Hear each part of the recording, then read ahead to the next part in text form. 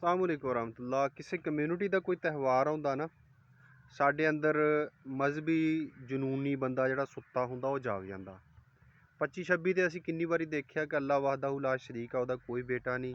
Christian community के त्यौहार नाल असीं कोई बदमज़गी नहीं कीती, लेकिन बाज़े लोकां ने पोस्टां वगैरह करदे रहिंदे आ।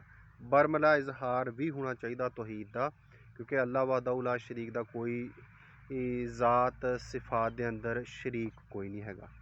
ਇਹਦਾ एक पहलू तो यह है कि लम यलिद व लम यूलद। दूसरा पहलू यह है कि अल्लाह पाक की ज़ात के अंदर सिफात के अंदर कोई भी शरीक नहीं, ना कोई वली, ना कोई अली, ना कोई नबी, ना कोई सहाबी, कोई भी किसी दर्जे के अंदर अल्लाह की ज़ात ते सिफात के अंदर शामिल नहीं हैगा।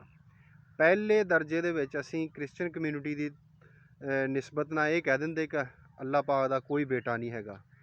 लेकिन अल्लाह पाक की जिहड़ी सिफात आ खास अल्लाह दे नाल आ, जिद्दां मदद करना, मुश्किल कुशा होना, हाजत रवा होना, औलाद देना, मुश्किलों नूं दूर करना है। ਉਹਦੇ वास्ते असीं पीरां दा एडा आसरा लई बैठे हैं कि शिरक की हद तक असीं चले जाने।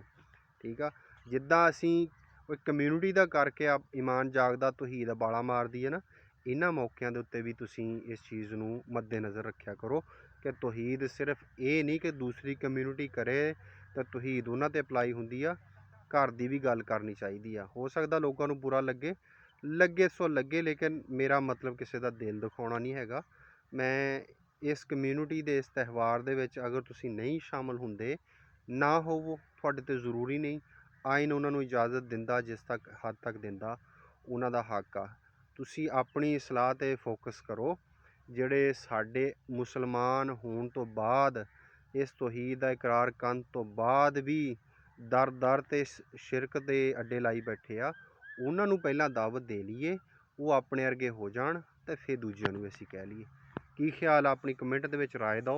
जे कोई माड़ा चंगा लगे तो इसलाह की नीयत नाल कमेंट करया करो, बंदा अगे तो ध्यान भी रखदा।